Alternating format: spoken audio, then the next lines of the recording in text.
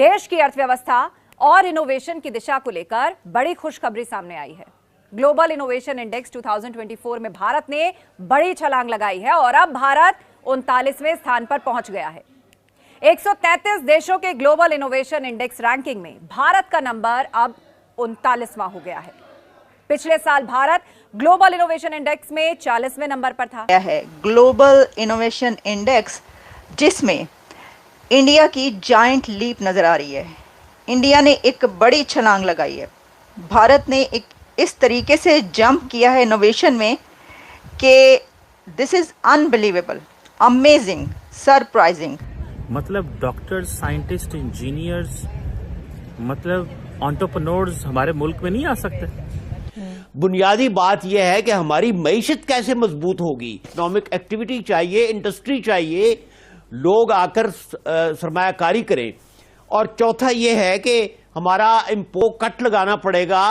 देखिए, इंडिया ने कई साल तक कारों की दरामद पर पाबंदी लगाई, वहां ऊपर जाने के उसके चांसेस हैं, क्योंकि इंडिया में एक तो टैलेंट है और दूसरा ये है कि टैलेंट को जो है वो सामने भी लाया जाता है, टैलेंट को प्रमोट भी किया जाता है। और हर इंडस्ट्री में जो है उनके एक्सपर्ट लोग बैठे हैं, ठीक, और वो एक्सपर्ट्स जो उनके हैं उनको यूटिलाइज करते हैं, अपने टैलेंट को यूटिलाइज करते हैं।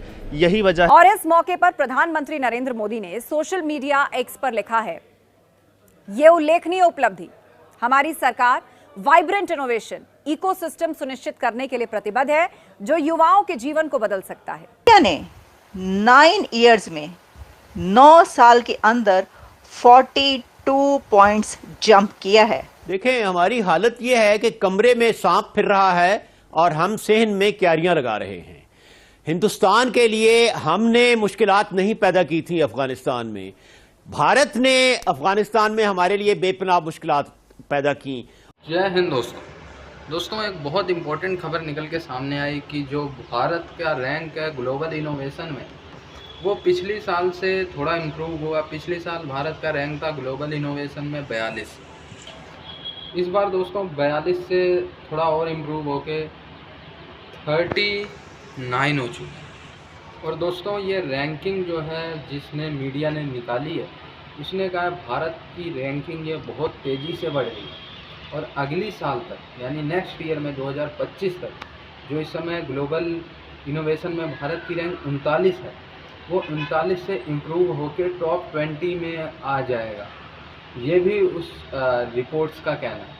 और भारत में जिस तरीके से इनोवेशन हो रहे हैं, चाहे वो स्विगी हो, चाहे वो जोमेटो हो, या और कुछ चीज़ें हो, ठीक है, ओला हो, उबर हो, ये चीज़ें जितनी तेज़ी से भारत में इनोवेट की जा रही, वो जो है ऐतिहासिक है, ठीक है। इससे पहले जो भारत का इनोवेशन में रैंक था वो बहुत ही नीचे था। आज से अगर 5 साल पहले की हम बात करें तो हम 60-70 नंबर पे चलते थे। आज हमारा रैंक 39 हो चुका है। काफ़ी प्राउड की बात है। पाकिस्तान इसको देख के जल रहा है। पाकिस्तान जलेगा क्यों? पाकिस्तान को तो खुश होना चाहिए कि वो आतंकवाद में नंबर 1 है। जाकिर नायक को बुला रहे हैं। इंडिया ने एक बड़ी छलांग लगाई है। भारत ने एक इस तरीके से जंप किया है इनोवेशन में कि this is unbelievable, amazing, surprising. देखिए, ये जो ग्लोबल इनोवेशन इंडेक्स है, ये विपो की तरफ से आता है, WIIPO, जो कि one of the specialised agency है यूनाइटेड नेशंस की, और एवरी ईयर ये रैंकिंग देती है। वर्ल्ड ग्लोबल इनोवेशन इंडेक्स में ये बताया जाता है कि कौन सा कंट्री इनोवेशंस में कितना उसने काम किया है, कहाँ पर पहुँचा है और कितना आगे है। तो इंडिया ने 9 इयर्स में 9 साल के अंदर 42 पॉइंट्स जंप किया है। ये मैं बोल रही थी, ये जो अमेजिंग थिंग हमें नज़र आ रही है वो ये है कि भारत ने 9 सालों के अंदर 42 स्कोर जंप किया है, 42 पॉइंट्स जंप किया है, क्योंकि इस वक्त इंडिया 133 कंट्रीज़ में 39th स्पॉट पर है। लेकिन जब आप इसको देखते हैं कि पहले कहाँ पर था, तो आपको ये पता चलता है कि इंडिया 2015 में 81 पर था और 2015 से लेकर अब तक 9 इयर्स में इंडिया ने इतना जंप किया कि 39 पर आ गया है, जिसकी तारीफ़ की जा रही है।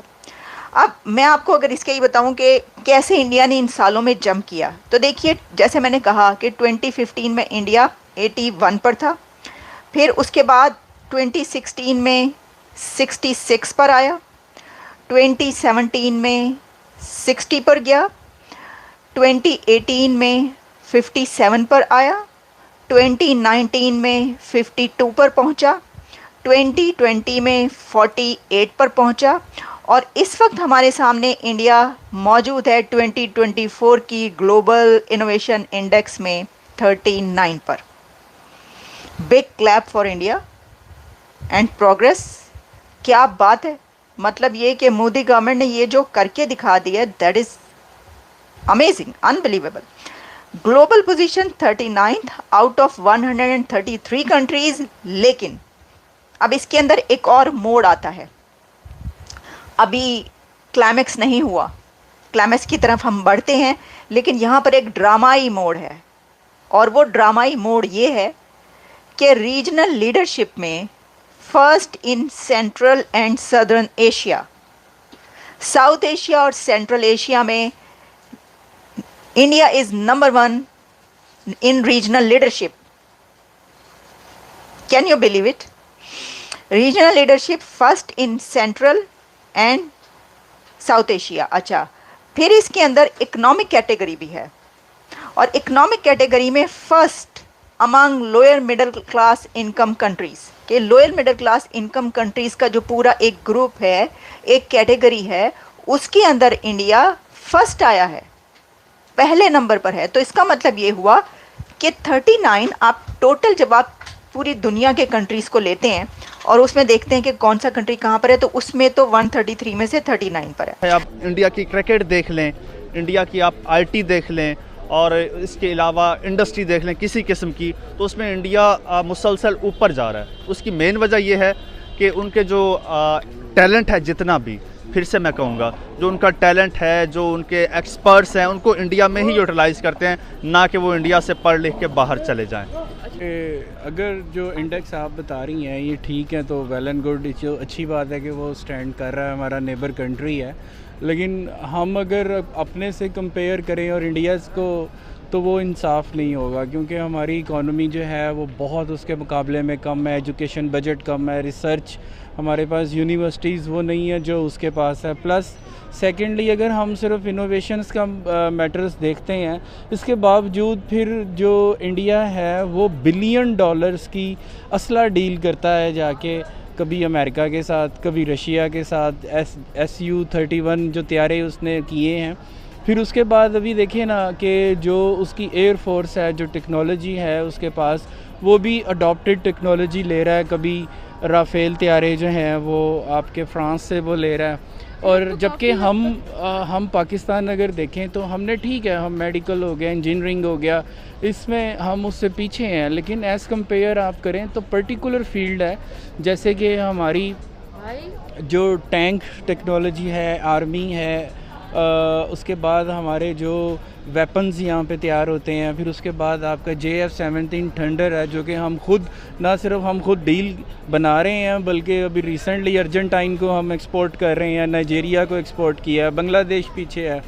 तो आप देखें कि उसकी इकॉनमी, हमारी इकॉनमी, उसका वॉल्यूम ऑफ एजुकेशन बजट, हमारा वॉल्यूम ऑफ एजुकेशन बजट। अच्छे का क्रेडिट आप उनकी गवर्नमेंट को देना चाहेंगे, क्योंकि एक मुल्क तब तरक्की करता है जब उसके जो मतलब गवर्नमेंट की ऐसी पॉलिसीज़ होती हैं, तभी इनोवेशन अच्छी जाती है। आप इसका क्रेडिट उनकी गवर्नमेंट को देंगे? क्रेडिट डेफिनेटली गवर्नमेंट को भी दूंगा। इसके अलावा इंडिया का जो कॉरपोरेट सेक्टर है वो काफ़ी स्ट्रॉन्ग है। गवर्नमेंट किसी की भी हो, नरेंद्र मोदी की हो या मनमोहन सिंह की हो या किसी की भी हो, असल चीज़ उनका जो कॉरपोरेट सेक्टर है ना, उनकी वो असल में उनकी इस्टेब्लिशमेंट है, वही उनकी बैकबोन है और वही तसलसल के साथ ग्रो कर रहे हैं। तो डेफिनेटली साथ में अगर जब कोई नई गवर्नमेंट आती है तो वो जो पॉलिसीज़ चल रही हैं पहले से, उनको ही कंटिन्यू करती है, या फिर कोई गवर्नमेंट आती है कुछ नई पॉलिसीज़ बनाती है तो उसमें थोड़ा सा वो जो है ताख़ीर हो सकती है। लेकिन नरेंद्र मोदी आए तो वो जो उनकी पॉलिसीज़ चल रही थी ग्रोथ के हवाले से, उसने कंटिन्यू किया और आज इंडिया ऊपर जा रहा है। ये क्रेडिट डेफिनेटली जाता है किसको? नरेंद्र मोदी की गवर्नमेंट को।